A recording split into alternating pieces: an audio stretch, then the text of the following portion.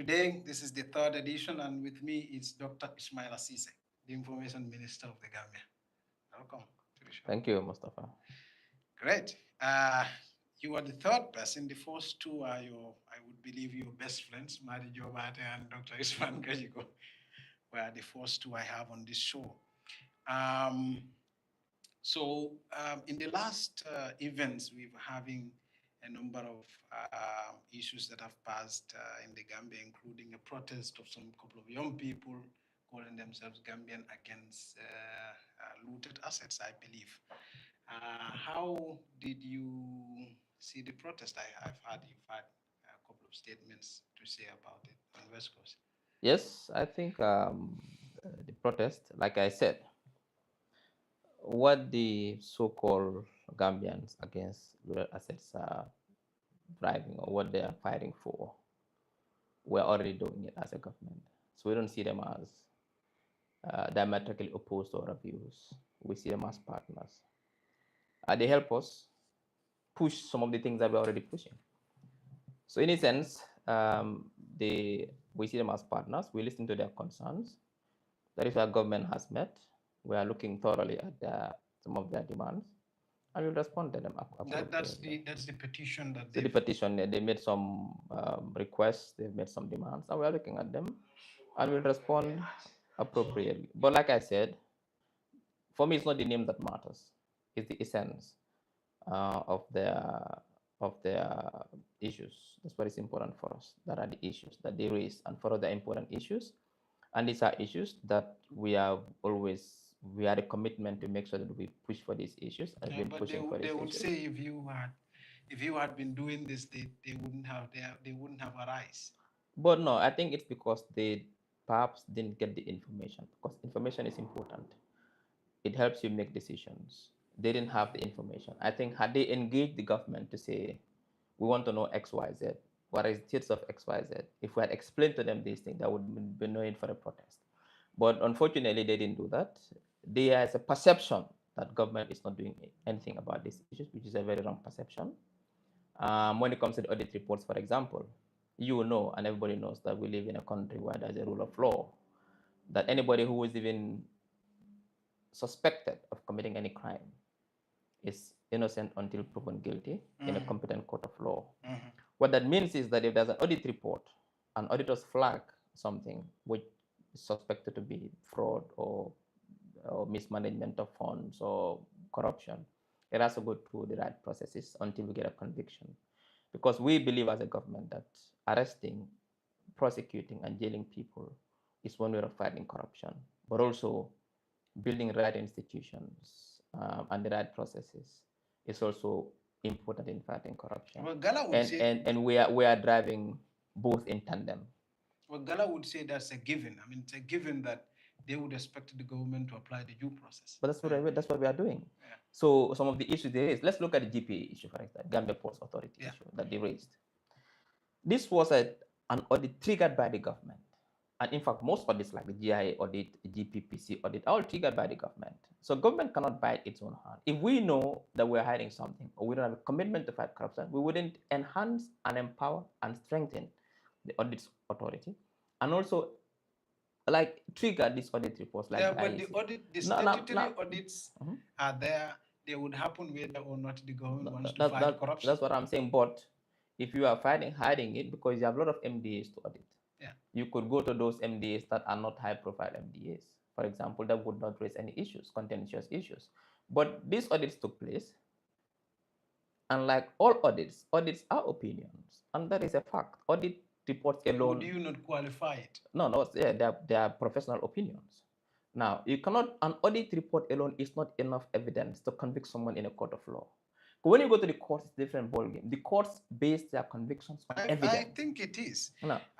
So there are different categories of audits. I mean, there are, and even where it's not forensic audit, a certain kind of special audit. In fact, even if it's not a special audit, audits are presentable in a court of law. Now, what I'm saying it's presentable. You see, presenting something in a court is one thing. Yeah. Getting conviction is another thing. That's at the discretion of the courts Yeah. based on the evidence presented. Yeah. Now you can But take a case can be built on a yeah, valid but report. is it strong enough to get conviction? Yeah, it is. No, it depends. That's what I'm saying. That the assessment is done at that level. Mhm. When auditors are done with their work, they suspect there's just suspicion there. The competent body to investigate and build a case is the police. Yeah, but That is audit can prove a wrongdoing.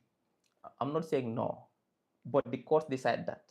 Yes. That's what I'm saying. Yes. Now, the court decides. that's what But I'm saying. then, as an advocate, yes, audit reports can finalize wrongdoing, and they can be the foundation upon which the state takes up in an some action. cases, yes, but where there are gray areas that need further investigation, it has to be investigated. That's what I'm talking about. So Now, most of where there are further that's what investigations, I'm saying. But most of the cases that we've been witnessing, there were gray areas that it is for the investigation. That is why the competent body to do those investigations is the police. So when the police does their investigations and they build a case and they build charges and they put evidence against those charges to get conviction, they send it to the AG chambers for review and advice. AG will look at the case and look at the charges profiled by the police and look at the evidence is put forward. If it's strong enough to get conviction, they either tell the police to prosecute or they can prosecute because both of them can prosecute. Yeah. Now, if it is not strong enough, there are gaps, they can send it back to the police. Say, we looked at this, look at these gaps and refute. That's what's happened with the Jeeps. That is what's been happening. Yeah, but that's a given. That's the standard process that's been happening as days. That is what is happening now. Yeah. Well, so people cannot say. They would say because because they had a cause to rise up and say this is not happening. It is happening because they did not engage. They didn't engage.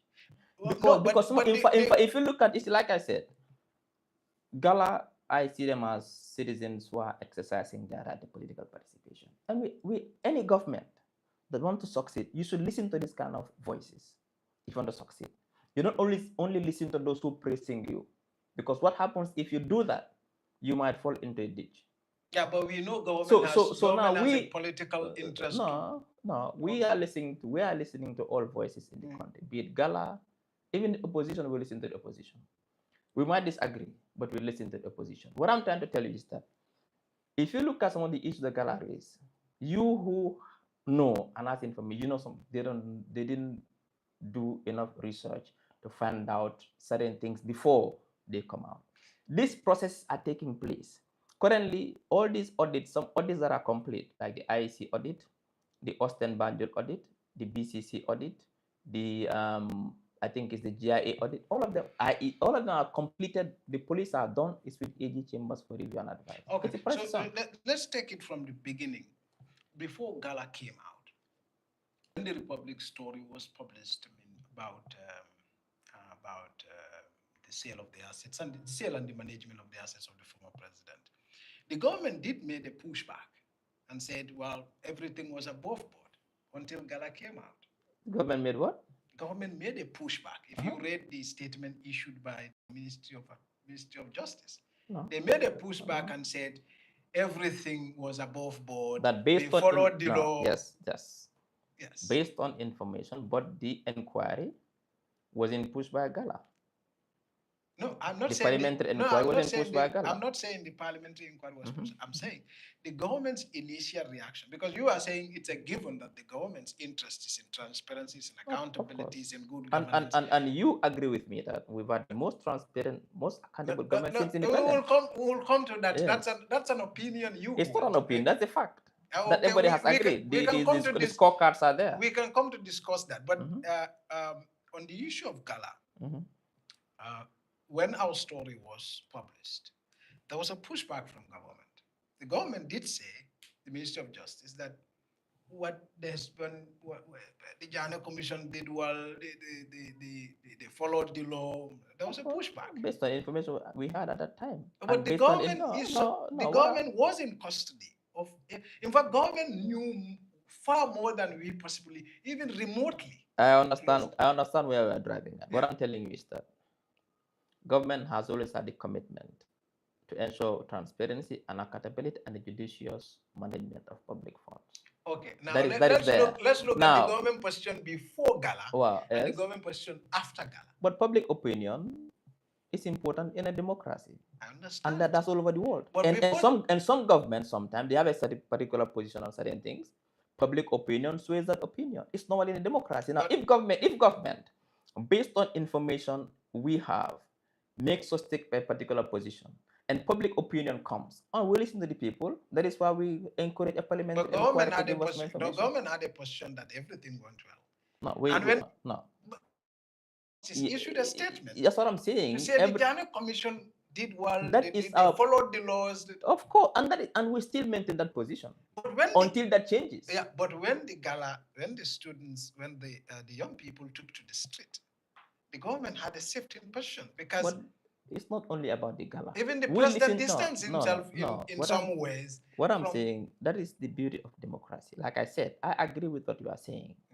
We have a position that based on what we have, and we still believe that doesn't change yet, that we believe that there was no wrongdoing. That was it can no it cannot. That's not established yet. That is why we call for an inquiry. Inquiry now. But you didn't call for that. Parliament called for an inquiry. The executive did not call for an inquiry. But who called for the inquiry? The who in particular was the first person to call for an inquiry? The parliament. But who? It's not parliament doesn't speak. Parliament is members of parliament. It doesn't matter whether it's from the majority leader was the first person to come out to suggest for an inquiry. Yes, because we supported it. Also, in some extent, it was political for NPP too, because there were suspicions that this is an early coalition business. Well, that's an opinion. That's an opinion. It's an opinion, but it makes sense. That, opinion. I wouldn't know. What I'm saying is that. Yeah. What you are telling me is an opinion and rumors. What I'm telling you are facts. That when the majority leader came out to say that there's a need to do an inquiry to establish the facts around the sale of Jammeh from the parliament, it's three arms of government. Yeah. It's still part of government. Yes. Now the government, the executive, but the executive supported it. That is why. That's what I'm saying. That is why for now. So would we agree that had GALA not gone out, this would have been buried? Well, it's not an assumption. No. That's a hypothetical. That's hypothetical. We wouldn't know what would happen had GALA not come out. Maybe apart from maybe. So we can say the status quo was, but the status quo was nothing happened. So that means the status quo was if GALA comes out and not only GALA, public opinion says that we want to know. It forces governments to take action. Yeah, but the status quo before GALA comes out was normal.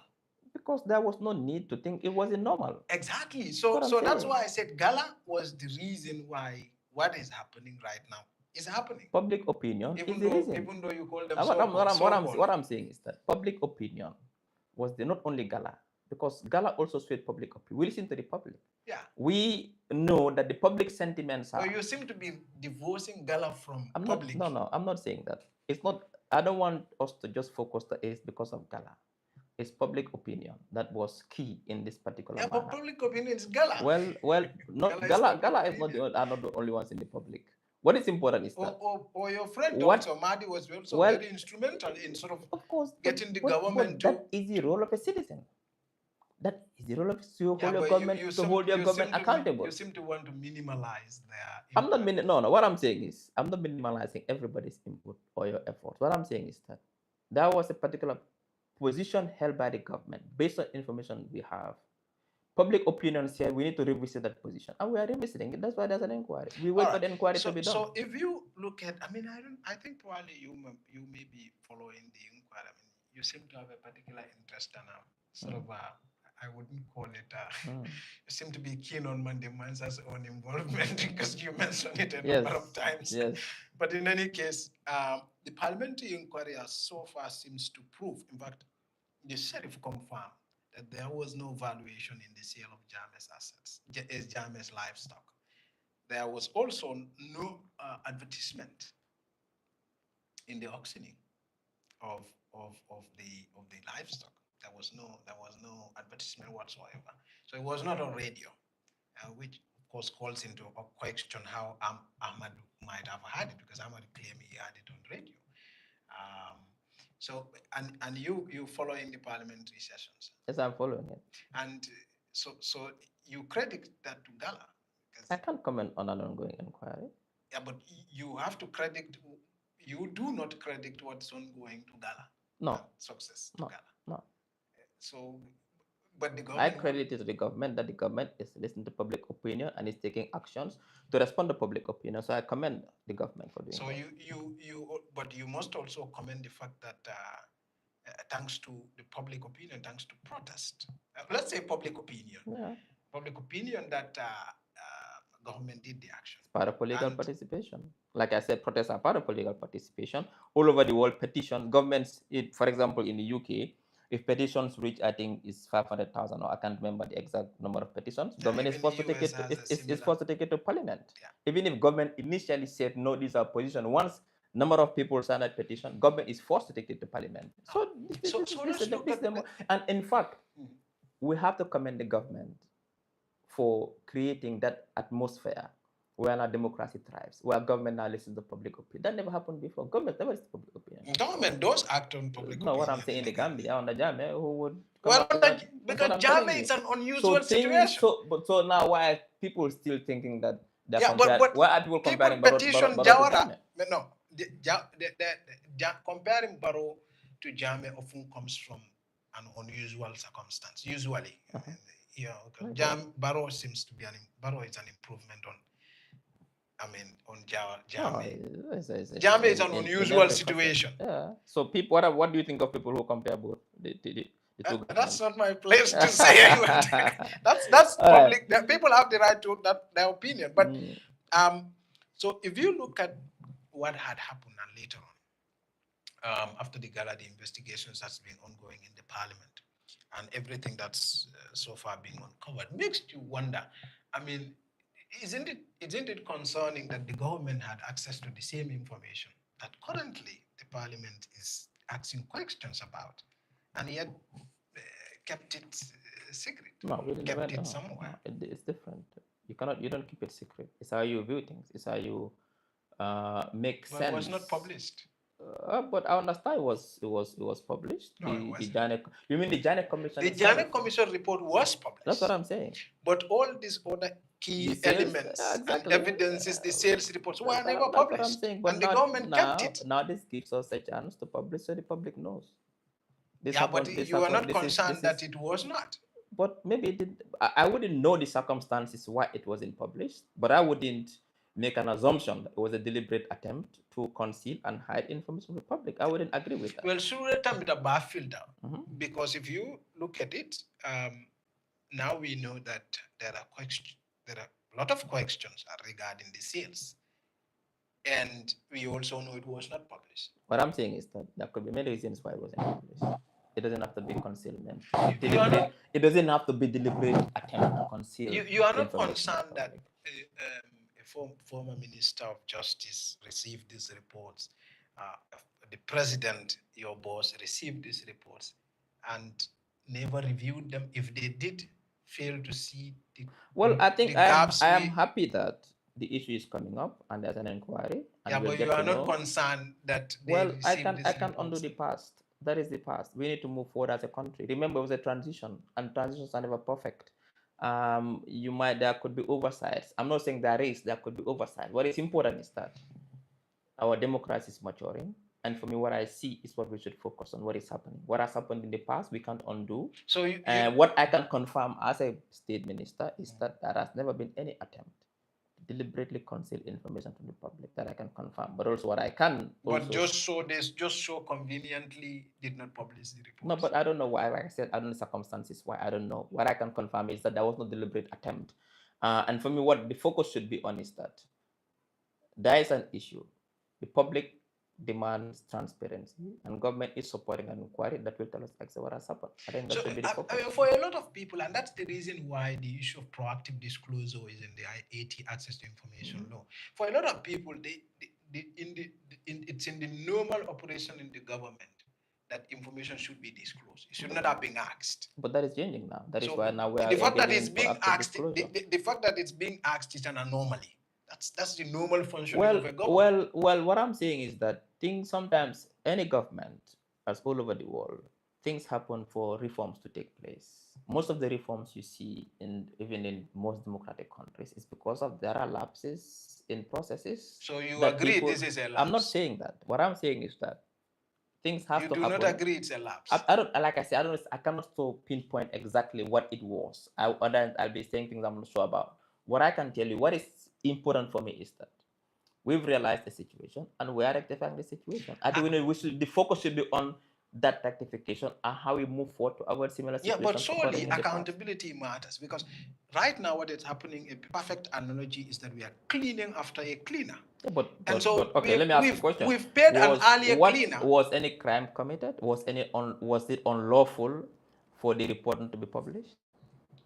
Well, surely if It it's wasn't it wasn't unlawful. Yeah, but wait, we have different levels of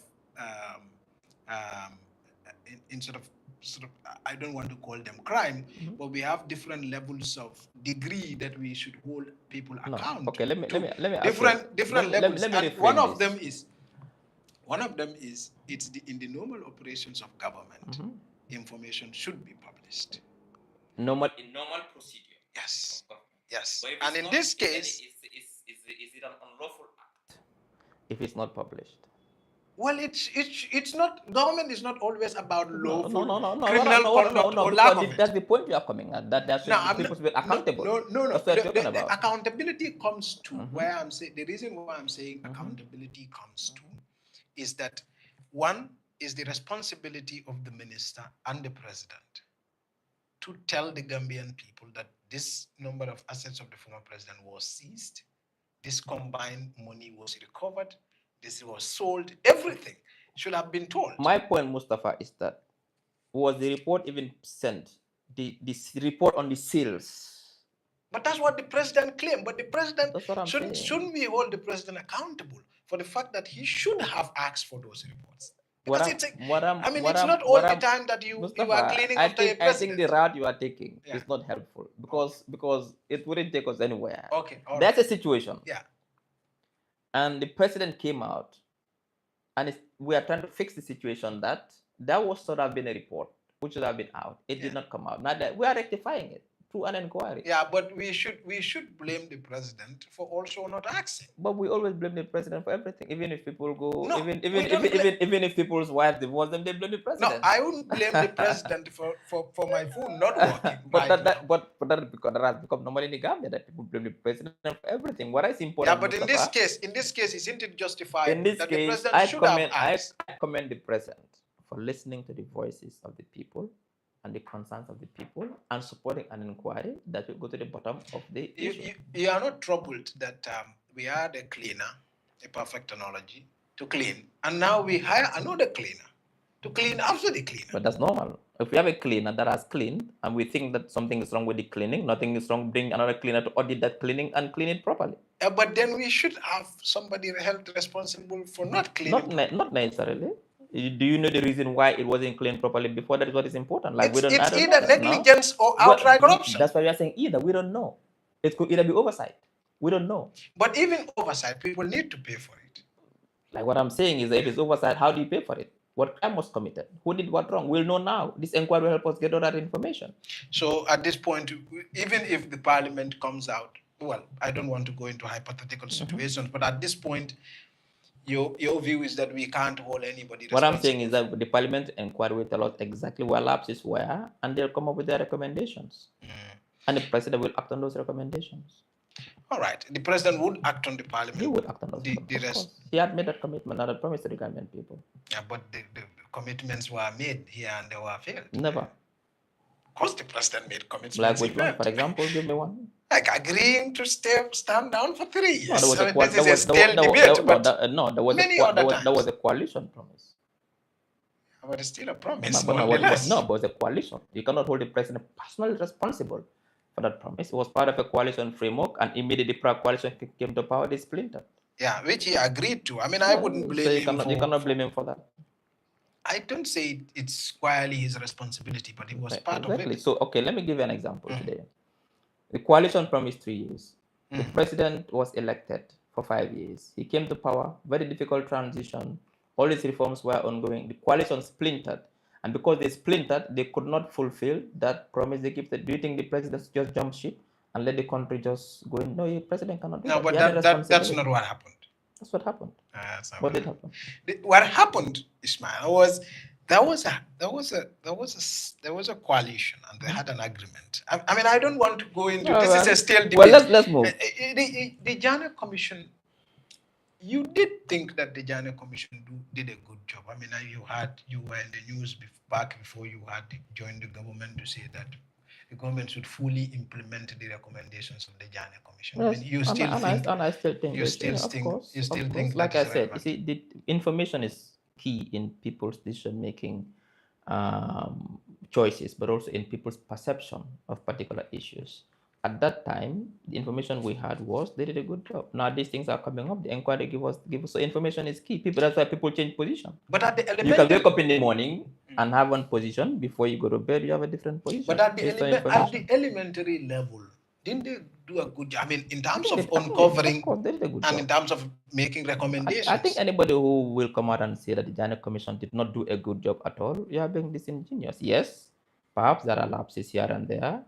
Perhaps they did not do a good job in particular the sale of Jammeh assets. Perhaps we could argue that. But I think overall, they did a good job. I have had, like I said, I had Dr. Usman Gajigo here, an economist and now officially a critic of the government. I've had Mahdi, who's also a very strong critic of the government, and also an activist. And a politician.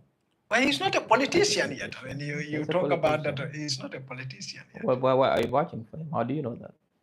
Yeah, but he has not registered a political party. You don't have to register a political. So what's the foundation? What's the basis for saying Mahdi is a politician? Well, what is the basis for you saying he's not a politician? No, I mean, he has not registered a political party, has he? No, he's not. He doesn't have to. Has he? I mean, you were a very strong critic of the administration before you joined politics. What I'm saying is and that you were not a politician. No, but what I'm saying is that his critiques and the manner in which he does his critiques is political. Yeah, I mean, one could argue my work is political. It's it's intensely political. You give objective analysis of the situation. My work is intensely political. Yeah, but you're objective in your analysis. But even Mahdi is objective, isn't he? No, he's not. Well, anyway, that would be. But anyway, both Mahdi and Usman are on one point agreed, just as the young people who had done the GALA, that corruption in this country had reached an endemic level. And they had looked at tons of audit reports, investigation inquiries. And now, you and I, we are looking into GALA now. We are seeing this protest happened. We're seeing everything that's coming out from the parliamentary inquiry. Would you agree with them on this assessment? No, I disagree with them. Yes, there are challenges of corruption in this country. What is important is what is government doing about it, and government has made a commitment to fight corruption. So what's your level of assessment? What do you think we are? Do you think it's problematic on a scale from 1 to 10? What do you think? Well, I wouldn't be able to, it wouldn't be wise for me to scale it. What I can tell you is that the government is aware of the challenge and government is taking measures to solve it. Since His Excellency came to power, we've done a lot of public reforms in the public sector, particularly with regards to what we call the public finance reforms. For example, we've updated and modernized the procurement laws in this country. The GPP Act. Of course, GPP Act. The Central Bank Act has been also modernized, for example. We've come up with what I'm saying is that when you say corruption still happens, what are you talking about? Yes, audits took place, lapses were found in some institutions. The police and this is going to court. In all the institutions. These are challenges. No, because but what I'm saying is that all these things are inheritances. There are a lot that the are system happening. No, but what I'm saying is that it's the system, the processes that had issues. That is why these things can happen. But the government is committed. That is why we've seen recently they are being exposed, because these institutions that expose corruptions have been activated, unlike before. National Audit Office is functioning, the PACPEC is working, they are doing what they are doing. That's independence of the judiciary. We are going digital now with GRA, going full-blown digital, whereby now the can bring $2.6 billion Yeah, but revenue every month. you and I know. So I think Now, also we're enforcing as well, and we are coming up with we are bringing ATI to promote transparency. The yeah, but anti-corruption law is passed.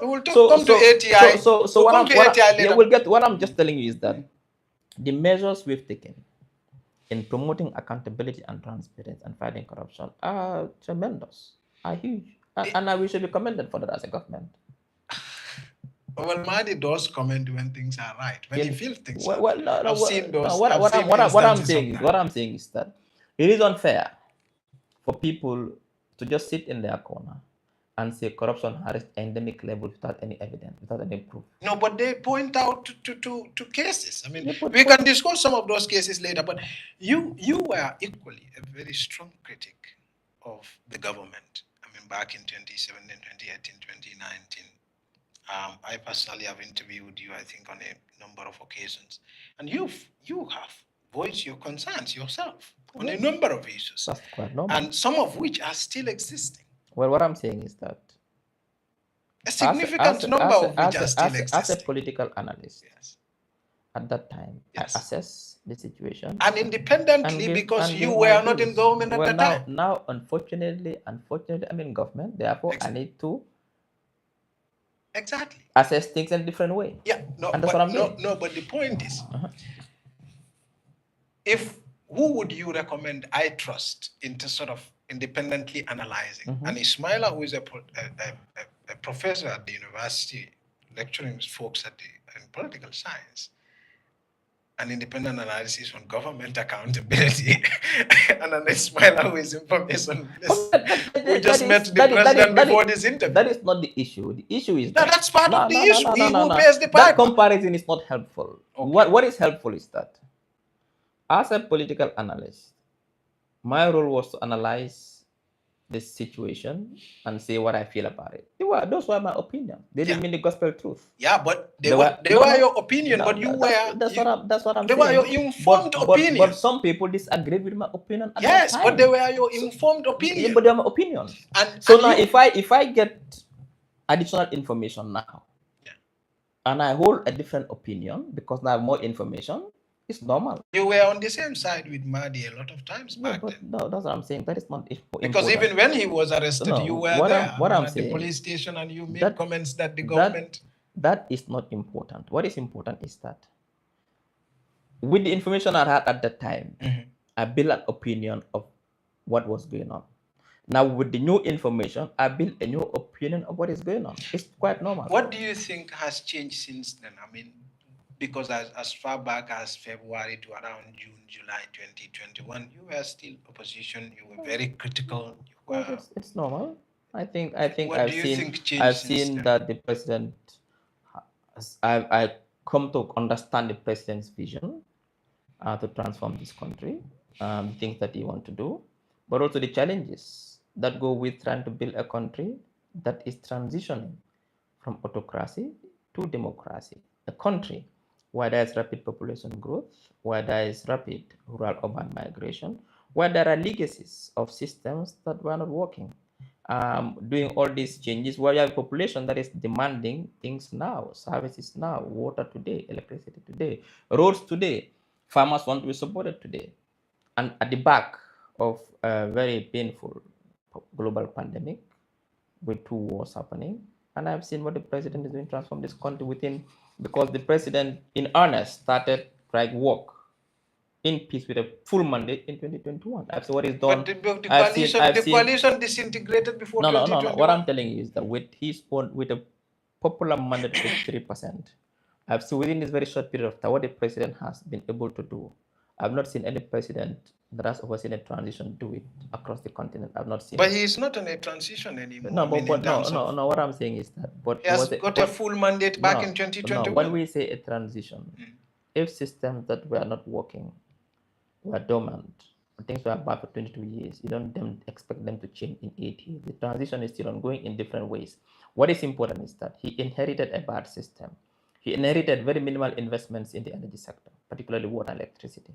You remember when he just came to power? This is what all governments say. That's what I'm saying. Jammeh said the same thing. That's what I'm saying. What I'm saying is that when he just came to power, the Daffodil protest was about electricity. Yes. Today we're achieving universal access to electricity in this country next year. Our finances now are in a more better shape than Gambia's finances. of course, yes.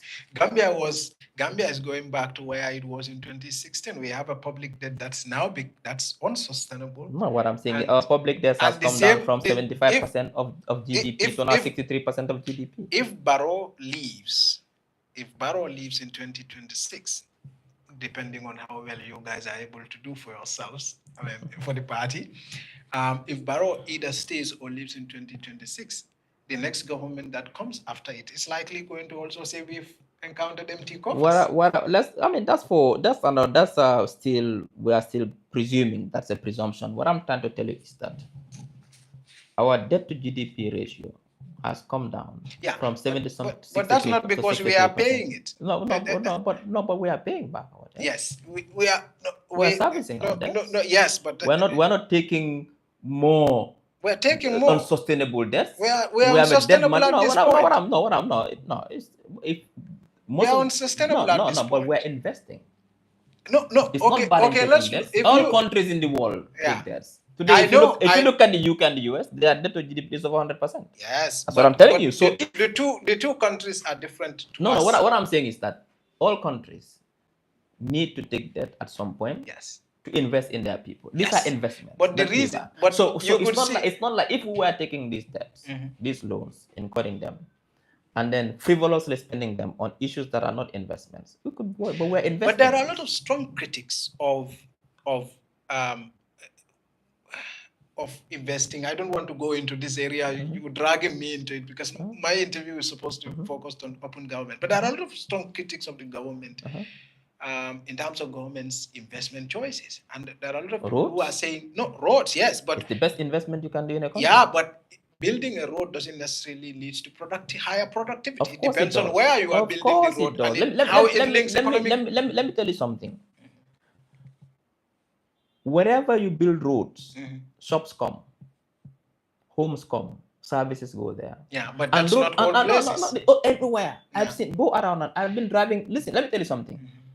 Go and see this new OIC road, 50 kilometer road. Wherever the new road is coming, you see shops proud. Yeah, because you're building those roads in an urban center where there is high population, there is high economic activity. If you want to build a new community, the first thing you build is a road, people will come. So roads are big investments. Nobody can take that away from anybody. Anybody who is saying otherwise is talking is not. Because everything you guys have been doing is building road. Now I'll come to that. It's the foundation of every I'm not saying it's not a foundation. I'm not saying it's not significant. What I am saying is that in terms of the debt, I mean, as of the first quarter of 2025, the debt was 1.8 billion US dollars. Some of them are legacy debts that we are still paying. Yes, but when the government came, Ismaila, back in 2017, when Barrow came, back in 2017, the debt to GDP ratio was 50%. At that time, it was 58 billion. Yes. It was 58 billion. Yes. How much was the dollar to the dollar at that time? 58. It was 100%. Yes. No, the dollar to the dollar. It was 58. Dollars is. Yes. How much is how much?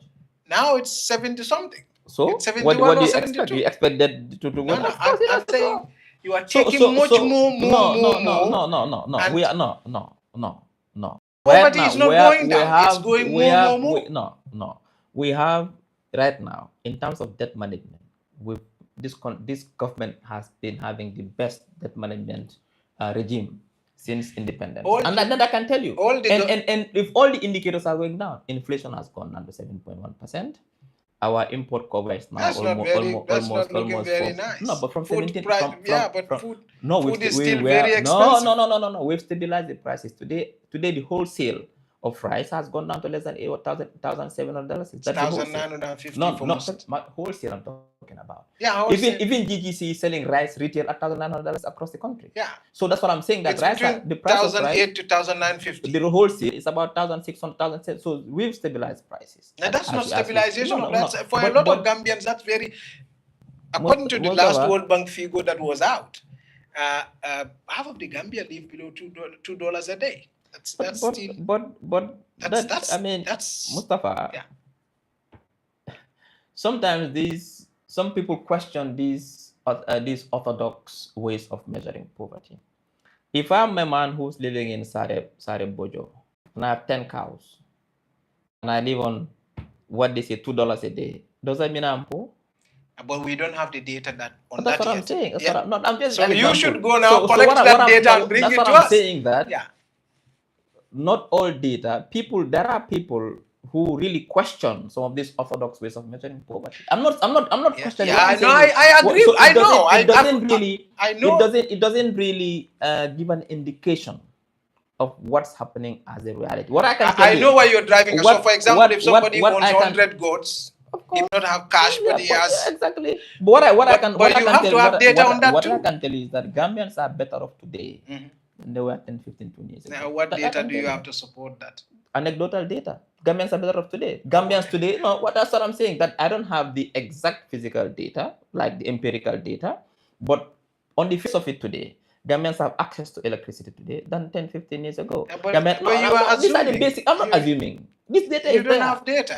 The data is there in terms of electricity access. It's there. Yes, in terms of electricity Exactly. access, In terms yes. of water access, the data is there. Yeah. In terms of access to healthcare, the data is there. Yeah. Access to classroom education, data is but there. we are talking Access about to roads. No, we are talking about income and poverty and food. No, but these are the basics of life. Having access to electricity. Food is the most elementary. Food and shelter. As far as I know, that there is no scarcity in this country. As far as I know, Yeah, but and food prices are still affordable. Yeah, but there are still people struggling to access I don't know any Gambian who goes a whole day without having a meal.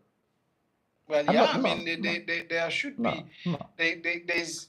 I mean, how much can you make in $2 a day? How much do you think? What I'm saying is that, do you spend a day? when they say $2 a day, these are average measurements. It doesn't mean that all these Gambians $2 a day. Like in the Gambia, we have a social network system, and where people live together. That's why we survive. No, that's what I'm saying. So the issue is that if it is left, Gambians are better off today than they were 10, 15 years ago insofar as access to basic services are concerned. Access to water, electricity, support for farmers, access to healthcare services, access to education services. We are better off today, and that is a fact. And yearly, you are also spending manifold any budget that's been passed by Jammeh. Yeah, but what do you expect if you are a family? You guys are spending actually. No, I'm coming now. You are spending in your one budget. Probably if we calculate the budget Jammeh has spent. So Mustapha, if you are a family man and you have one wife and 3 kids and you spend $50 every month, now your population doubled to 6 kids and 2 wives. That's a bad analogy. I'm coming. No, what I'm saying is that there's population increase in this country. Yes, but also the government, also the investments they are doing in energy, in roads, in water, they are not do those investments. So what do you expect? If you as a family man, I'm telling you with your feet, then you do more investments. You expand your water systems, you expand, you'll spend more than the previous family. And you think the economy is more productive now? Of course, it's more productive now. Imagine how much was Jari receiving under Jammeh, and now how much they are receiving. It's not the same. So we cannot make that comparison. Jammeh's budget and but that's not necessarily. It's not necessarily the case that our economy has grown to 5.9% end of the year. So for me, the economic growth cannot be compared to Jammeh. Our investments in the social and productive sectors can be compared to Jammeh. So we cannot make that comparison. Yeah, you also not mobilizing the kind of funds Jammeh was mobilizing. You're mobilizing way more funds than Jammeh. Well, that's what I'm saying. That because there's confidence in our government that is why we are able to mobilize those funds. All right, we've wasted too much time on this. The issue of transparency we've touched on. I mean, like I said before you come into government, you've advocated a lot for open government. And what do you think has changed since then? I mean, now that you are a lot. The access to information law alone is a milestone legislation where it gives every Gambian the right to request for any information as long as it is not exempt. You should be given that information. Also, the initiatives taken by the Ministry of Information now in terms of the Mansakonda, bringing ministers with the public, the press conferences, the press releases, And you've seen go to all the ministries now, all their Facebook pages are up, and updates are coming on an hourly basis. This is proactive. Some now we don't even wait. Yeah, but And in fact, a lot of government did start hiring press officers way back in 2017. That's what I'm saying. I mean, through the Commonwealth and all Yeah, that. So there were some efforts that were back then. No, what I'm Mansakunda is a I'm new not, addition and access to information I'm law. not saying that efforts were not there. What I'm telling you is that on a daily basis, this government is constantly thinking of how to bridge the information gap.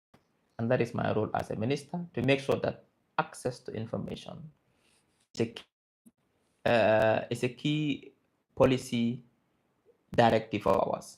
And no matter who you are, that is what we are using the proliferation of the media in this one. The media is freer now and they report freely.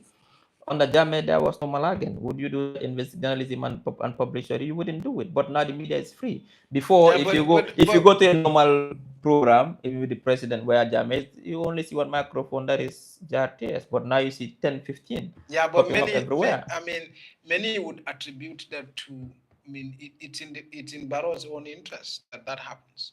No, Barrow is just Jammeh knew. No, what I'm Jammeh had left the road, so the most elementary thing any government could do is to allow basic freedoms. That is what we are doing. Or withhold basic freedom at your own risk. But also we are promoting transparency, and this government is the most transparent. Yeah, but the fact that you're allowing journalism to flourish is not an achievement. It's the default setting. No, the fact that we created an enabling environment for journalists to flourish. No, you did not create. You took us back to default setting. No, we did not.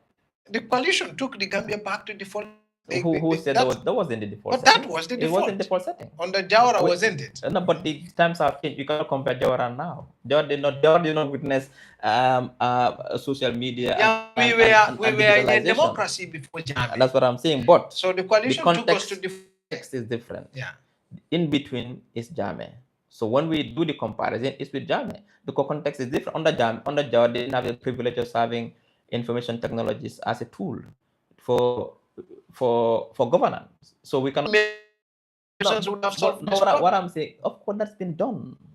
That's been done. But remember, these are people who are working in these institutions for 20, 25, 30 years and working within the bounds of certain cultural practices. That is why we are doing a lot of training and orientation for these public officials to understand that this now is a law, you have to implement it. We are aware of the challenge. We are not saying it's perfect. If we say that this but if you have a law passed, you need yes. The ultimate goal of a law is not just to say, oh, Gambia, we have an access to information and score some key government score. We're implementing. We have a roadmap.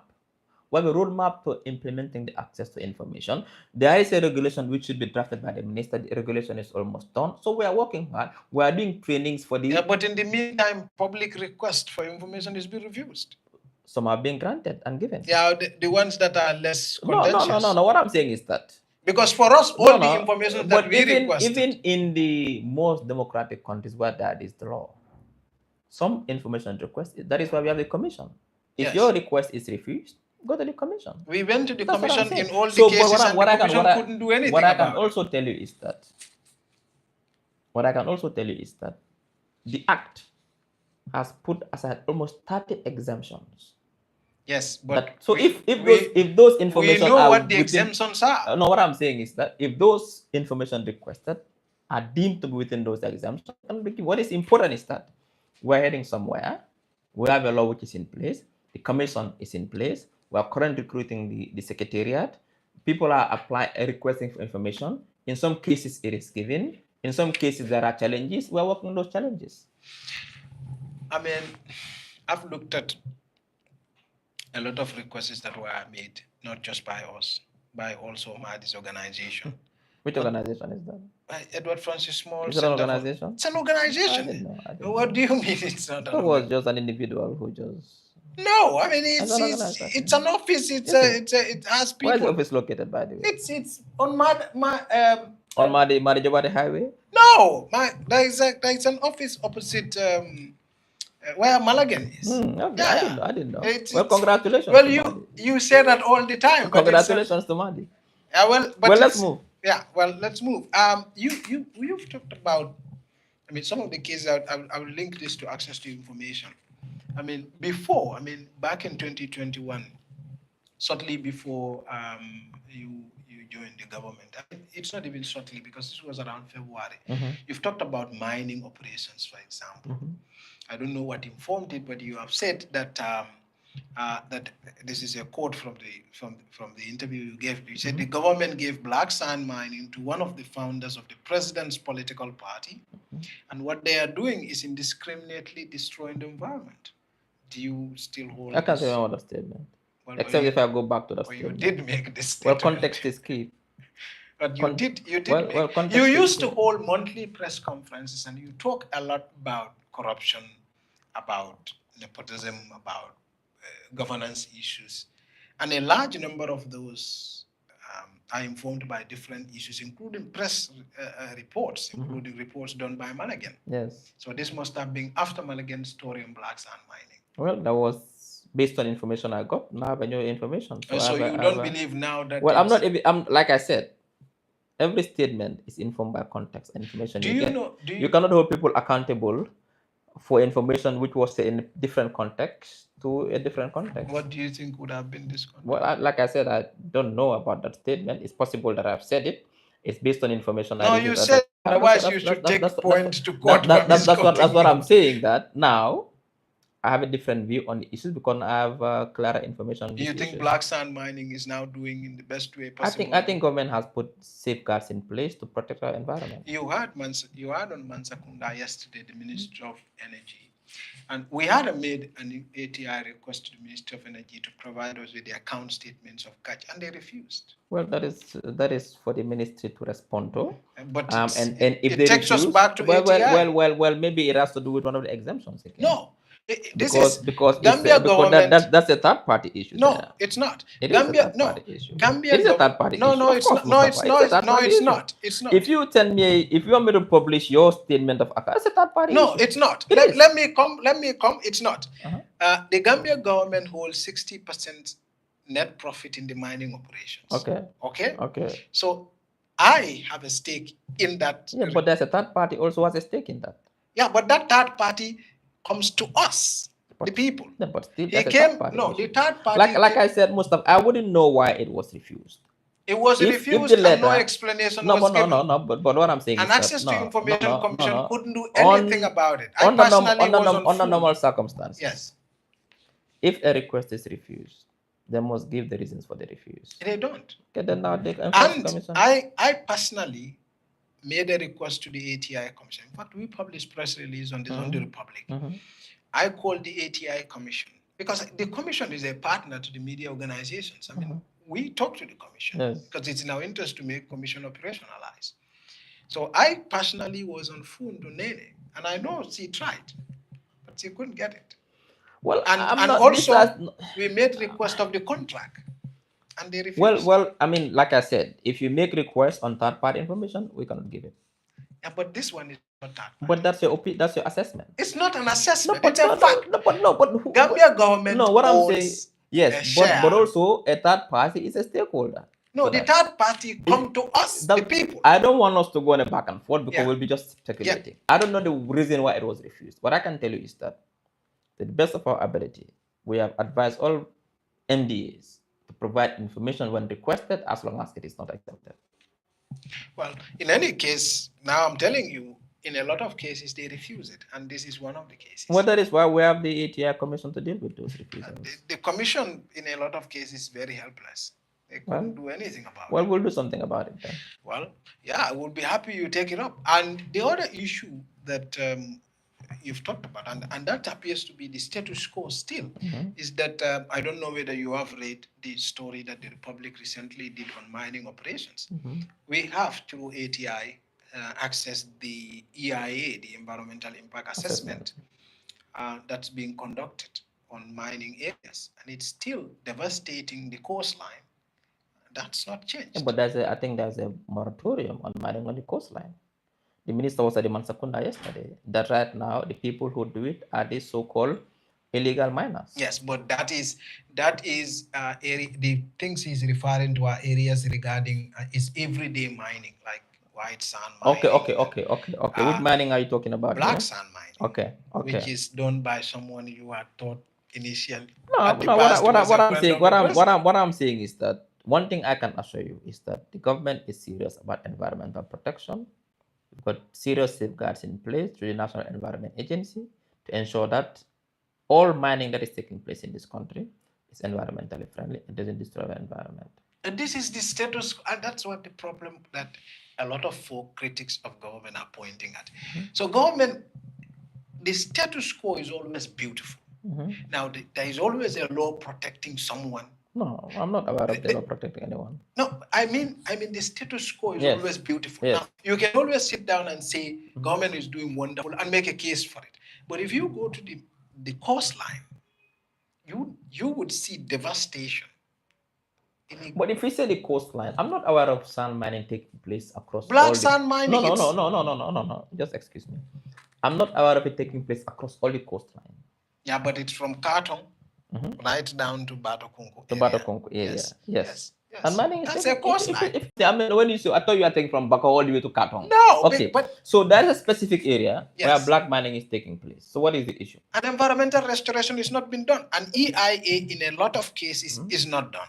And even the company admitted it. Well, I'm not aware of that. And I wouldn't speak on something that I'm not aware of. I know one thing I can speak for from the policy point of view is that government takes these things seriously. There are agencies and institutions whose job and so there are a lot of cases where even EIA is done, even for government projects, where environmental impact assessment is not done.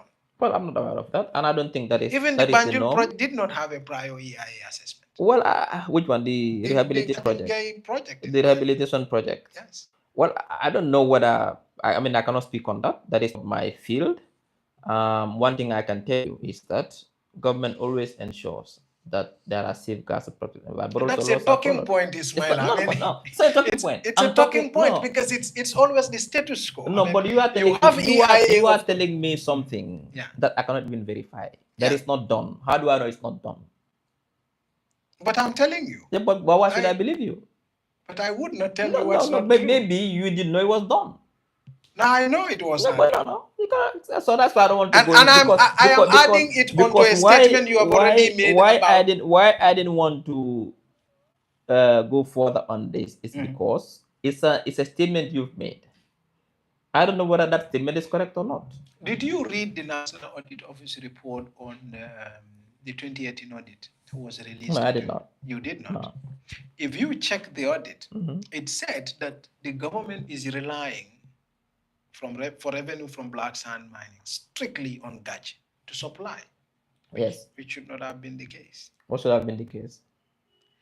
If I own 60% stake in your business, right? Should you rely on me entirely for me to be able to tell you how much you own, how much the profit is? Well, like I said, I cannot speak on issues that I didn't read, but also that I have very little information on, because I wouldn't be helping the public, and I would also be helping myself. I have very little knowledge on this particular issue. So therefore, I cannot go far on this because I wouldn't be helping anyone. If I had information on this, I'd be happy to share that information. Because you brought it back, you brought the issue of ATI. I'm just trying to make a case. So what I can ATI speak for, is honored. What I can speak for is how to make sure the ATI responds to your request. But that particular request in detail, I cannot speak because I don't know about those issues. But I'm not aware, and I cannot be. That's why I'm bringing you to a series of cases where access to information law, because it pertains critical information, is refused. No, but again, what I'm saying is that we need to ascertain why it was refused. If it's because of third-party elements, I can give you a list of requests that we have made. One, we have made a request for. We've made a request for NAWEC car powership contract, which is not third party. It's our government that goes into a contract with a private company. They pay them our money. We made requests for data on the forex that the CBG was selling to private individuals. That's our money they were selling to them. We made requests for account statements of catch on black sand mining. We own 60% share in that mining operations. And I mean the people, yeah. And I mean, I'm speaking but we take our money very seriously. And we made also we also asked for a lot of things, including segregated data from Ministry of Finance on travel issues.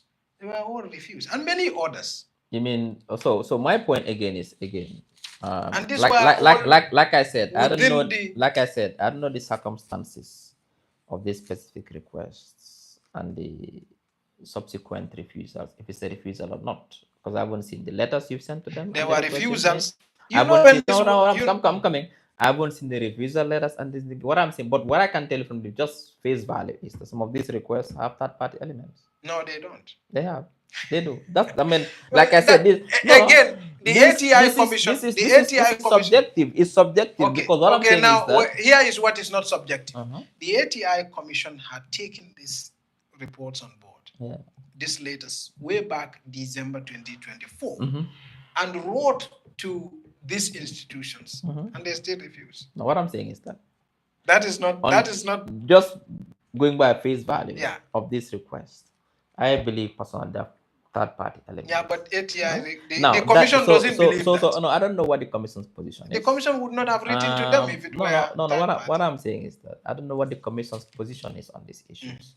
Now, what we can do now is to bring it to the level whereby we can look at these things, because our position as a government is to make sure that we implement the access to information law and that every government gets access to information that they request, as long as it doesn't have third-party elements. All right. When will the Anti-Corruption Commission start operation? I cannot give a timeline. What I can tell you is that currently something is being done for the commissioners, and now that should be finalized and they'll be sworn in very soon. You see, I have worked on a lot of cases in the Gambia. Some taken to court, some not taken to court. And one of the things that I have seen over the period is that wherever you see politically exposed individuals involved, nothing happens about that. Do you agree with that assessment? When PEPs are involved, I disagree with that assessment. Why do you disagree? Because I don't think that is it reflects the reality. As a government, tell me more. No, because as a government, yeah, and the president has said that on many occasions that there's no golden cow in this government. The president is a politician. And anybody who is found wanting of breaking the law and due process is followed, he'll be punished. But that's a political statement. It's not a political statement. It seems to be. It's a policy statement. That seems to be very far removed from the reality. No, because if you look at a number of cases, yourself in around 2021, you're giving an interview to journalists, and in one of your press conferences. You don't forget, Mustapha. No, I don't. I Okay, go on. That's how I work.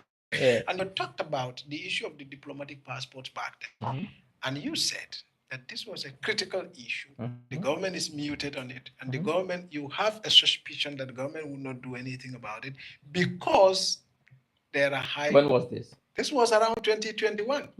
What year is this? This was 2021. What year are we in? It's 2025. I was speaking as a what? You are speaking, but as an opposition politician. But facts don't change. These are opinions. These were my opinions. Then but they are this not facts. was an informed opinion you had back then. No. What I'm saying based is that on the circumstances, based on the information you had. These were my at that time. To the full information. So what do you have access to now? No. What now? I'm inside and I have first-hand information on issues. Okay, now. So you cannot do that comparison. Now you know that indeed Gambia government had issued 1,900 diplomatic passports. That is the information I got at that time. No, wait. No, that is still true. No. What I'm saying is that. Yeah, but I am saying that is still true. What I'm saying is that yes. At that time, that was the information I got. But that is still relevant. Okay, That's still true. So what? Gambia government issued 1,900. Was it unlawful at that to do? time? Was it unlawful? I'm coming to that. A significant number of which are ineligible holders. Well, I cannot verify that. But that is true. But I don't know about that. I don't know. But it's published. It's on the National Audit Office website. That's what I'm saying is that not everything public national audit is true. Yeah, but it's gospel truth. But your assessment, it can be challenged. Your assessment back then was right. But well, it's for you to make that judgment, or for me to make that judgment, or for the public not to make that that I judgment. believe. What I'm saying is that I'm not saying I believed you back then. I'm saying what you said at that time. I think dragging me back 5, 6, 7 years ago on statements would not be helpful for our interview. No, I'm trying us to have a benchmark. No, that is not the right benchmark. Okay. The right benchmark. Okay, let's forget about what you said. That's back what I'm then. saying. What we wanted to focus is now. What is the government doing now? Okay, let's forget about what you said back What is important for me? Yeah. What is the government doing now to promote transparency and Okay, accountability all and right. ensure that impunity is not encouraged? Exactly. We forget about what you said back then. Yeah. But even without what you said back then, the diplomatic passport issue was significant. It was so significant the Minister of Foreign Affairs had a meeting with diplomats to assure them that Gambia passport because it's given to everybody. You remember when the coalition came in, do you recall that they published all the diplomatic passports issued to I remember that. You remember that? It was 270. I remember that. And for them to now issue many 100% that amount. Well, I wouldn't know why. So, like I said, I don't think you were wrong. You were right. What I'm saying is that, Mustapha, you cannot just make assumptions and allegations against a government for doing things that are not unlawful, that are not illegal. But they are ineligible holders. They were not supposed to be carrying the diplomatic. That's what National Audit Office says, based on the regulations that are issued by the Minister of Foreign Affairs. No, well, I cannot, like I said, I don't want to go into details that I'm not aware of. But you should have read this audit, Ismaila. Was it by I have to read it? I don't have to read all the audits. I cannot. But I cannot read all the audits. The ones I'm able to read, I'll read. The ones I can't read, I can't read. I'm saying is that this was a huge what I'm saying is that even if I read it, let's assume that I read it. I can't remember everything I've read in my head. I'm not like you who remembers every statement I've made in the past 15, 20 years. So you're smarter than me on that front. But what I'm trying to tell you is that when it comes to specific issues like these, I cannot comment on them because I don't have information on them. I don't want to speculate. I don't know the circumstances. I don't know what happened. I don't know what informed the decision to give those passports. Okay, let's bring it to now. Are you satisfied with the way diplomatic passports are issued? Well, I have confidence in the system, and I believe the system will do anything the system is not abused. But it's been abused before. What I'm saying is that as we speak today, diplomatic passports are not being abused. But I mean, we have seen a lot of ineligible holders. Well, it depends on who you call ineligible holder. Well, I mean, so your opinion right now is that this is fine. Of course, yes. All right. So, I mean, overall, I mean, when you are looked at in terms of that scandal, the diplomatic passport scandal, that happened back then. There were prosecutions relating to it. I remember that. A lot of people that had issued diplomatic passports to foreigners like Reni Shaj, Andreas Brandal, those ones we don't even know. But was it wrong to give them part if there was a need for it? They are criminals, doctor. Well, I'm not. Are they criminals? They are. How? I mean, what is the basis? Well, we've read series of news reports on their own activities. Yeah, but again, you've read news report doesn't make them criminals. Today, people can. Yeah, but if a credible newspaper like Die Spiegel in Germany, it's one of the leading, is saying that this guy has questionable behavior. There's a lot of propaganda happening in this world. We know that. Yeah, but this is an investigative journalism organization. Me reading Mustapha's Malagan investigative report, branding someone as a criminal, I would not call that person a criminal. Yeah, but if there is reasonable evidence presented to show. But that's what I'm saying, that the people you've called, I don't know who they are. I haven't seen the Spiegel report. I didn't see the evidence. I wouldn't call them criminals. Nothing was done about this. Individuals. What I can tell you is that this government is very serious with prosecuting, in protecting the integrity of our passports, not only diplomatic, all passports, our national documents, and we are doing everything possible to make sure that is ensured. Perhaps you could do this later on. While we were working, when I was at Malagan, now I'm at the Republic, when I was at Malagan, when we were working on the story back then, there was a official concern that close to 300,000 diplomatic passport books were missing. Right?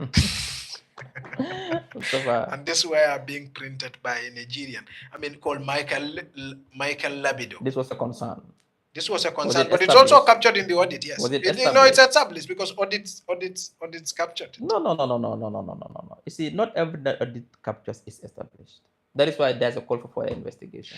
Well, yeah, but I do know. When audits come, I do know they there are some audits that are conclusive. what I'm saying is that when audits do their job, and then in some cases, paper trails are missing to establish, but they'll say this is what has happened on the face of it. But that's why they call for investigation. So audit reports are So not in themselves. how comes all that we are seeing being prosecuted for diplomatic passports, for most part, was, the highest was a member in the protocol department, Puijo Bate, and the lawyers is Mansa Well, I cannot answer that question. I Sware. wasn't there at that time. I don't know details of that case. I'm just bringing these cases to say people are concerned that, of course, one thing when you're talking about government, which is our institution, if you're talking about it, the standards are there. You have the National Audit Office. Yes. You have the GPP. You have Accountant General's Department. And they are functioning. You have now. internal audit. No, they have always been functioning. But they were functioning even before Jawara's time. No. Under Jammeh, most of these organizations were overruled. Yeah, but even now, there are instances there. No. Let me give you. They're all independent. Okay, let me give you an example. Yes. In 2021, just about after the COVID strike, right?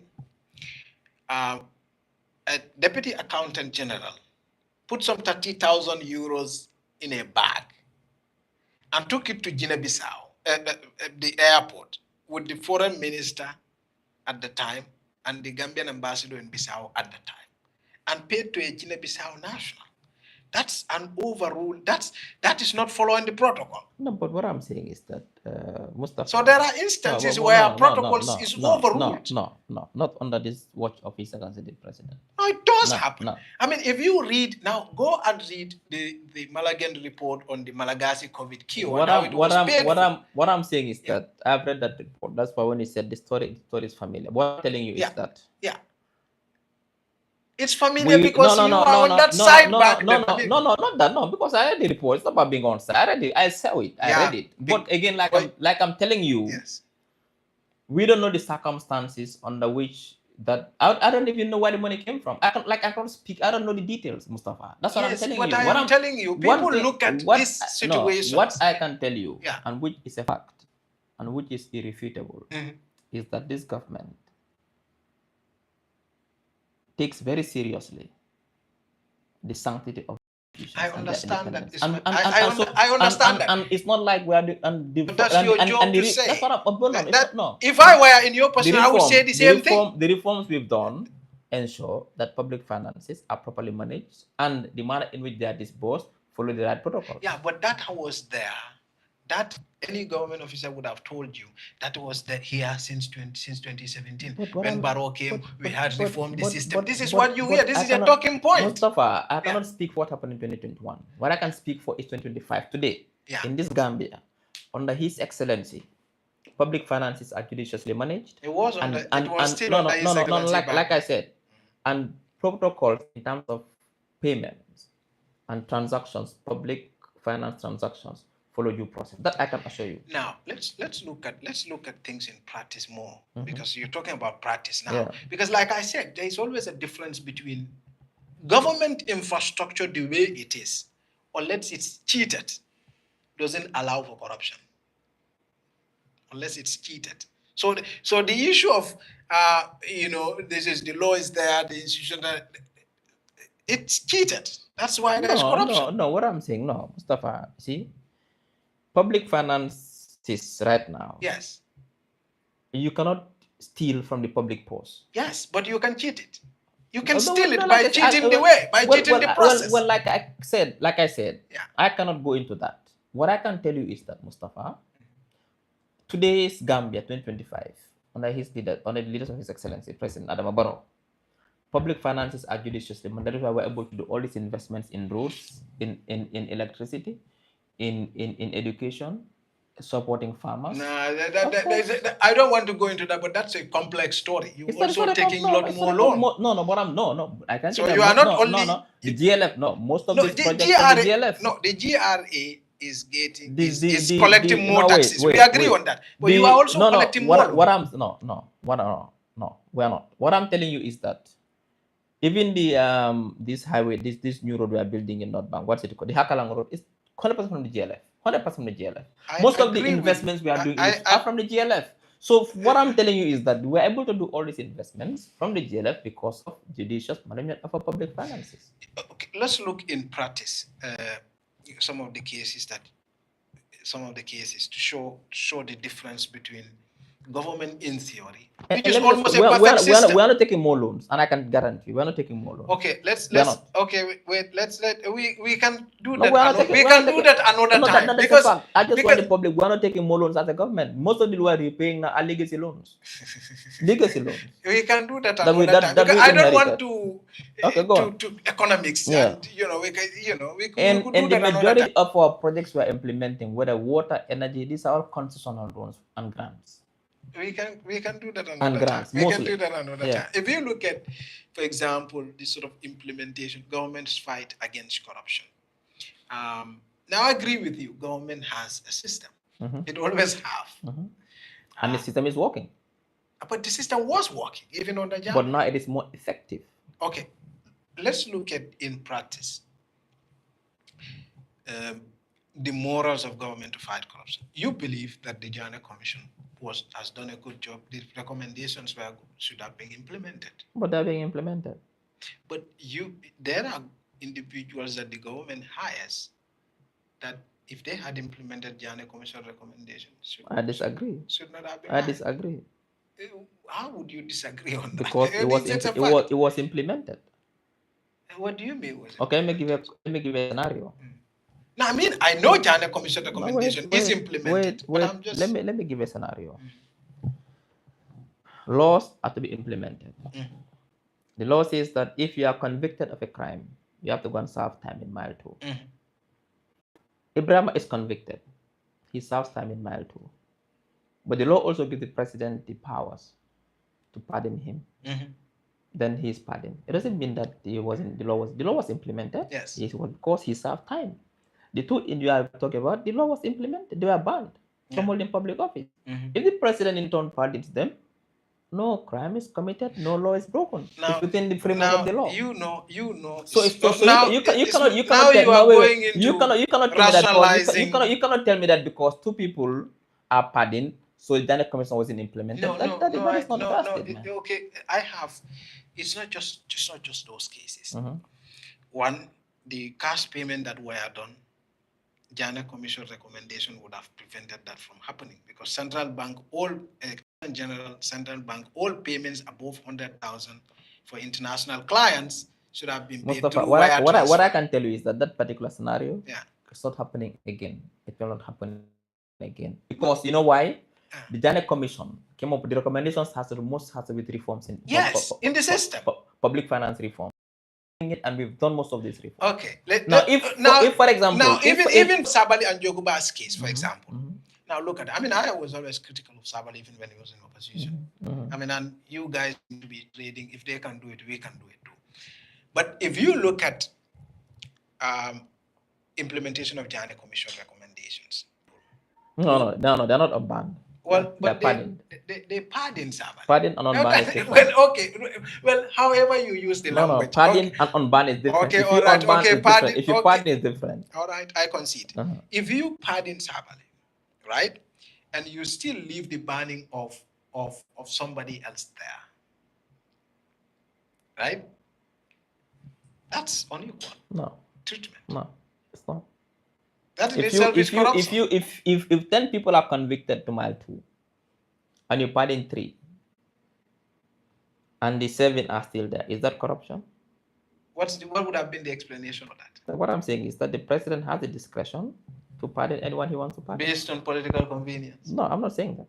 What I can tell you that's what happened in this case. Well, that is your opinion of the situation. My opinion is I can bet you if we are sitting here, that would have been your opinion. The president has the powers to pardon, and he pardoned those he want to pardon. Full stop. Everything else is mere speculation. Now, I mean, in practice, Ismaila, recently, just now, the president, and I've heard your comment about this, the president pardoned, not pardon, I don't know why I keep using this word. The president appointed Joe Colley as the IC chairman. In consultation with the Public Service Commission and the Judicial Service Commission. Well, this is the usual government talking point. No, it's not the talking point, it's the reality. Yes, but that, like I said, government now, system always is there. Can you bring me the evidence that the president did not do this in consultation with the Judicial Service Commission and the Public Service Commission in line with the law? No. If you cannot, then it was done. You see, I'm not a lawyer. I'm just a public advocate. So I bring the questions at the public. I ask into you. That's all. Well, okay. Now so the public can judge. Now you ask me. Yes. The president appointed Joe Colley. I'm confirming to you that yes, in line with what the law says. Okay, this is fine. What I'm trying to say, because I'm still focused on open government, transparency, integrity of institutions. Now, you on West Coast Radio, you said later on that the IEC report is now, police investigation is now before the AG. Now, do you not think the president was putting the cart before the horse? How? There is a review of an investigation that potentially implicates an individual, and you appointed that person. Potentially implicates? That's a very strong statement. Potentially, yes. No. It's potential. No. What do you mean? The audit report does not implicate Joe Colley. What did it say? It just says that they've seen monies paid to the account. Yes, I hope and you explanation read, I hope is, you read this. I read it. And the explanation is very clear. Yes. Part of the operational work, they are going to do some IEC work. IECs are bank accounts in these places. They cannot give them bulk to carry as it used to happen before. Okay. So there I don't want to go into what I can tell you is that when the president appoints, he does serious due diligence. So you think he's exonerated in the police? What I'm saying police is that, investigation. well, I cannot preempt the investigation. What I can tell you are saying the president did due diligence. No. What I can tell you is that until Joe Colley is established or found to be committing a crime, he's still innocent. So do you know whether he is innocent or guilty? Well, like I said, I'm not the judge. Now, I mean, does the president know? Like, for now, he's innocent. He's not proven guilty yet. Exactly, but he could be guilty also. But then we'll deal with that. No, but the president appointed him before that. Mr. Darboe. You might have had a judge. Mr. Darboe. Yes. Mr. Darboe. Until Joe Colley is proven guilty, he's still innocent. Well, you think it's right to appoint him? Of course, yes. Now, here is a list of things that the IEC, the audit says. The audit says that, of course, they put money into their own accounts. Okay. Which we do not know was spent on. Of course, it was retired. No. Of course. We don't know. We know. No, we don't. Because it was retired. I know. It was election. I know it was an election. No, we don't know how the money was what spent. I'm saying is that it was spent on elections. Operational costs. No, you and I don't know that. No, what I can tell you is that is what based on the audit report that I've read. No, that's the explanation. Based on the explanation that they give is spent on election. Yeah, which we can assume to be right until proven wrong. But receipts, okay. Let's not go into details because it's still under investigation. Now, what point are you trying to get? Now, the other point is that there were all retired impresses also, 1.4 million. Right? It could be for any reasons. It could be for any reason. The other issue is that there were allowances that were paid to this individual that were not supported by law. Well, and Joe was one of those who received the allowances. Well, I still cannot speak on that. In excess of 15 point something million. Next. No, but what I'm trying to say. The point I'm trying to make is that you appointed somebody, right? Just when the file on investigation file on him was just passed to your Attorney General to review. The fact that police investigate and found probable cause should be a red flag enough to say to a president, no, I shouldn't You go know, ahead with this. you know why. Especially to a critical institution like You IEC. know why the law says that the president appoints in consultation with the Judicial Service Commission and Tell Public me. Service Tell Commission me. is to make sure that the safeguards are in place not to appoint people who could become a liability or whose integrity is in question. If, for example, Mr. Jokoli was found wanting and is not fit and qualified for this position, the Judicial Service Commission would not advise the president or the public service would not to They appoint. don't know. No, what I'm saying is that If they do until know, then they are telling us that the police investigation is rubbish. what I can tell you is that Yeah. until the investigations are done, until it goes to court and Jokoli is convicted and found wanting of committing a crime, he is still innocent and can be punished for mere allegations. He can be punished. No, he should not be. I'm not saying he should be punished. But that's what we are saying. No, what I am saying, Yes. what I have made case for, is that there is a questionable mark. So what action should they be taken for that question? Not to appoint. That's punishing him if you don't appoint him, because what I'm saying is that Joe Colley is still innocent until proven guilty and is qualified to any position. No position disqualified. No law disqualifies him from holding any position in this government. Until that happens, he's good to go. This is Independent Electoral Commission. Yes. It's a referee Well, you are appointing. Well. And if it happens to be the case that the referee's freedom is in the hands of the president, that doesn't make a very good. No, I know you, Mustapha. You're very smart. The way you think and no, it's not. It's not being smart. It's the fact. I disagree with you on this one. What I can tell you is that the president did due diligence. Proper vetting was done. Consultation was sought with relevant institutions. And Mr. Joe Colley, as we speak, is qualified to head the institution until proven otherwise. And it's your view that everything is above board. What I'm saying is that for now, the assessment is that he's qualified to lead the IEC until proven otherwise. No, I mean the government does not feel they put in the cards before the horse. No, or even after this conversation we've had. No. You do not think that's necessarily the case? No. For now, he's innocent, he's qualified, he's fulfilled the criteria, proper vetting was done, and then nothing is wrong with his appointment. So, one strange thing, I mean, again, talking about government accountability, one strange thing that it's not even strange. I saw you watching your time after you for too long, but we'll end it now. I've seen that you issued a statement about the Russian oil issue. I don't know whether the government believes it's a Russian oil issue or not. But why? I mean, some of the phrases, or would I call it adjectives, they use to describe Russian oil scandal. It's not a scandal. What is it? It's not a scandal. What is it? What makes it a scandal? I mean, government rules were waived for a transaction to happen. Well, like which rule was waived? At the expense of the government. I don't think so. No rule was waived.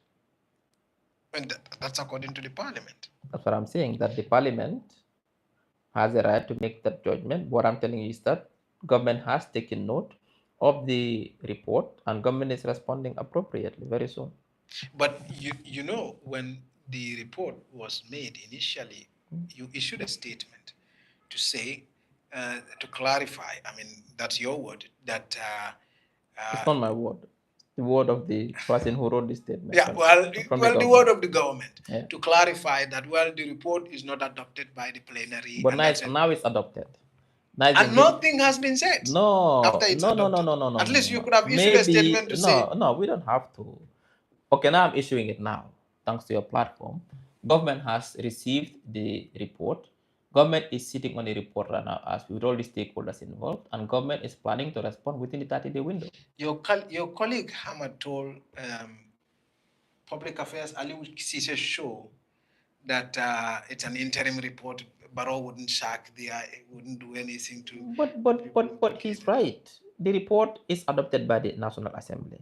It's sent to the government. The report is not final. But he was dismissive of what happened. But the government has to look at the report and respond to some of the issues raised and disagree with some, agree with some. But why would you disagree with plain facts? Who said they were all plain facts? They were plain facts. No. Okay, wait. No, it's a plain fact. Okay, wait. No. Okay, we can disagree. We didn't. Okay, we can disagree. Government has the right. For example, there are different agencies. GRA is there. Central Bank. Central Bank has a report on them and recommendations. GRA, ditto. You have the FIU. You have the which one again? Quite a few of them, actually. Ministry of Energy, PURA. So what I'm telling you is that all these institutions, there are issues raised, recommendation. Those we are looking at those issues. Some of these issues those at all those levels, what happened was not the norm. No, I disagree with you. Okay, you can start it from the start. A petroleum product comes into the country. It goes to the depot. It was trading between two local players who were not properly licensed. That's illegal in itself. So what I'm telling you is that. Yeah. What I'm telling you is that. I'm not saying that. They failed to no, pay no, no, tax, wait, GRA, by the way. Yeah. Mustafa. I'm not saying that everything in the report is not correct. What I'm saying also, everything is the report is not also the fact. There are circumstances that can explain some of those, you could call it situations. Now let's look at the tax issue. I've heard people say tax wasn't paid. This is false. Tax was paid for this product. No, tax was not paid. There are different categories of taxes that we are talking about. They paid custom duties. You will pay that at the depot. No. See, people don't understand how the oil sector works. Yes. Vessels that come with oil, shipping oil, this international, they don't pay tax. Nowhere in the world. They are seen as international traders. The depot in Mandinaring is seen as international jurisdiction. It's like you are in Dubai. So when they come with the oil, yes, they're not supposed, when they sell, they're not supposed to pay tax. The tax is paid at the pump. Yes. So it's 30 million. Tax was paid. No, it was. So no, I'm coming. The companies that bought the oil, as a company, must pay corporate tax. But the oil itself, you don't pay tax on the oil at the international trading level. You sell, you pay the taxes. The OMCs collect the taxes on behalf of government on the pumps, and those taxes are paid back to government. That's now, how here is the counter argument. Now, if oil comes and it's on the ship, it takes to the depot, right? And the international traders that are called international traders, like Adax, Trafigura, and others, they don't pay tax because they step at the depot. That's what I'm saying. They don't operate in the Gambia. That's what I'm saying. Apoji was operating. That's what I'm saying. I said Apoji. That's the difference. No, what I'm saying is that Apoji should not pay tax on the oil. Apoji should pay corporate tax. But that's the point. People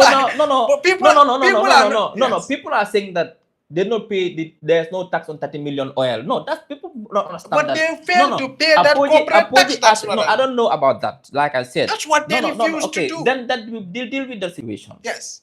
I'm not saying that everything was perfect in this situation. Clearly, the inquiry has shown some lapses. Yes. Not some lapses, all lapses. No. Some lapses. And as a government and any society, things happen so you can strengthen and feel. These are institutional regulatory lapses. You sometimes. said the same thing about GALA protests. No government is perfect. And clearly, all governments in the world have challenges, sometimes have regulatory lapses, oversight lapses. Now, this gives an opportunity to understand exactly some of these lapses and try to rectify. So in this case, what I'm trying to tell you is that the international traders they don't pay tax. Yes. Yes. Now the OMCs. Those that now let's assume that it wasn't Apoji who bought this oil. Yes. Let's assume it is Oryx or JA who bought this oil. JA oil pays corporate tax. Yes. Huh? Yes, they pay lifting whatever to the depot. Then and they pay the oil tax itself is paid at the pump. Yes. So exactly, those taxes were paid at the pump. But Apoji itself as a company, two fundamental things. If they did not pay the corporate tax, then two fundamental things happened. Apoji did not pay. The two companies they were illegally trading through did not pay. Well, I said illegally because they were not licensed to do it. What I'm saying is that that is a matter for the taxman to deal with. What I want Gambians to understand. And GRA did. That's what because I'm saying. GRA, actually, when the case was going to court. Like I said, we'll deal with those situations. What I want to bring forward is that when people say taxes were not paid for the oil, that's false. Taxes were paid. That's why tax was not paid. No. The corporate tax by the company was not paid, but the oil itself. Forget about the other people, the third parties who paid tax. Because you are talking about third-party payment of tax. We are not talking about oil tax is paid at the pump. Yes, Mustafa. but that's third-party payment of No. tax. We are not talking about No. What I'm saying is that the OMC sell on behalf of government. They collect the tax on behalf of government. But That's right what I'm now, saying. you are OMC creating today, you are creating an issue. Oryx or Jar Oil. Yes. Collect tax for government and give it to government. But you are when avoiding the public concern. The public is not saying tax is not paid on pump. That's not what the public is saying. That is the tax is where it is paid. The public is not saying that. The public is saying one, Apogee operated through two companies in the Gambia that were not licensed, so that therefore they acted illegally. Two, they did not pay corporate tax because they are claiming to be international traders. Now you are saying two things here. Yes, but there are two Apogee things. was international trader. That's what they claim. But are they not? They are the ones who brought the ship, so they're international. They don't have to pay tax there. So they're right. No. So of course, yes. I mean, if Apogee is one that brought this, they're international trader. Yes. Now, if you say that the two companies in-house didn't pay corporate tax, that's another issue. Now, if you say that they are not registered, that's a regulatory issue. So this, like I said, this thing is complex, and I think sometimes it was simple. No. What I'm saying is that many people don't understand how this thing works. International traders don't pay tax. Yes, but tax for that particular oil consignment. I think you are confused. I think you are confusing the people. People have this very clear. No. What is the confusion here? Because you agree with me. Yes. Okay, let me just take it step by step. You are the international trader. You are Apogee. You bring the vessel, 30,000 metric tons, for example. You dump it at the depot. Do you pay tax? The international trader doesn't pay tax so because they stop at the depot. No? In this case, was Apogee not the international trader? No, they are not. Who is the international trader then? Let me. No, I'm asking you now. Who is the international trader? Wait. No, I'm asking. Who international traders, they stop at the depot. But what I'm saying is that who brought the oil? Apogee brought the oil. The international trader then? Apogee sold the oil in the Gambia. No, what I'm saying is that, but is the depot not in the Gambia? No. The depot, as you said, and rightly, is a border. Apogee stopped at the border, didn't they? Yes. They stopped at the border. No, I didn't say that. No, you are the one saying I'm asking a question. Yes. Didn't they stop at the border? Apogee did not stay at the border. Apogee was operating from within. That was the problem. But you said there are two other companies that were operating within. Because the reason why they used those two companies because they didn't have the license. Did Apogee have the license? No, none of the three had the license. So now let's take it step by step. Do you agree that if Apogee was just stopping at the border? Now you are the one asking the question. Yeah. Okay, go ahead. Let's assume that Apogee stopped at the border. Were they supposed to pay tax? Then they are international traders. They are not supposed to pay tax. Yes, so like ADAX, Trafigura, and all that. That is established. Yes. Now, if Apogee operates within the country and acts as an OMC, yes, what tax do they pay? They pay corporate tax. Exactly. But that's what they did not do. Like I said, no. There are two issues. I'm coming. They did not do that. Secondly, they also were trading illegally. No, that's a regulatory issue. Yes, but it's our problem. That's what I'm saying. We'll deal with that. Yeah. Like I said, the inquiry will help us understand all these challenges. We'll deal with those situations. Like I said, Apogee is an international trader that brought the vessel, isn't it? They claim to be international. No, but they're the ones who brought the vessel. So they don't have to pay tax. Yes. If Apogee is acting as an OMC now, operating in the market, they have to pay corporate tax. And you are claiming they don't pay the corporate tax. That's what I'm not claiming. GRA says. Okay, that's for another thing. But for me, what I'm trying to make clear is that people who are saying that $30 million, no tax was paid, that is what is false. But no tax is paid. So when they sold, they are saying no tax was paid as a financial burden from the people who profit from the business. So that has to be very clear then. What I'm saying is that tax was paid. But they have made that clear. You are the one who is confusing everybody. No. I mean, they are saying... No. You are the one saying it. But most people who don't understand this issue. No, but you are saying, the tax you are referring to is third-party tax. Mustafa. Yes. There are three... No, let's agree on that. There are two tax levels here. Yes. Three. One is not supposed to be paid at the international trader level. Then the OMC has to pay corporate tax. Like all other AMCs, they pay corporate tax. Yes. That is fine. You get my point. But the oil itself is taxed at the pump. That is the fact. But that tax even you pay as a consumer. But that is the tax. That is the nature of the business. That's not what people are talking about. What are people talking about the failure of Apogee to pay tax at the depot. That is not what I've heard people talking about. And the failure of Pira to charge... Apogee pay tax at which depot? No, to pay tax as a corporate tax. No. They don't have to pay at the depot. They pay corporate tax No, as I an mean entity. to GRA, yes, as Exactly, an as entity. an entity, And yes. then the failure of PIRA to hold them to account.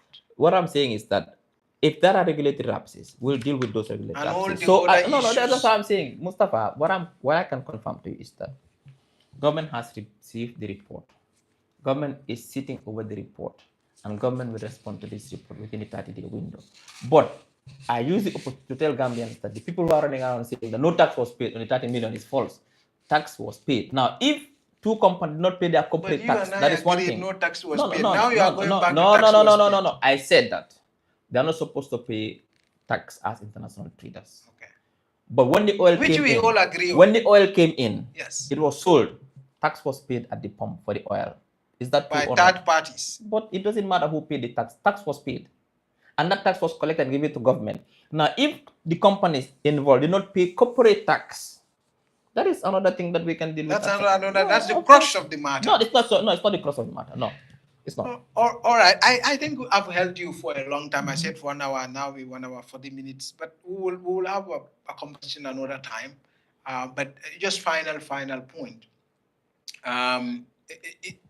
Is there? I mean, there were a lot of critics who made a commitment that, I mean, government does fight corruption, but what PPEs, when PPEs are involved, they become cold feet.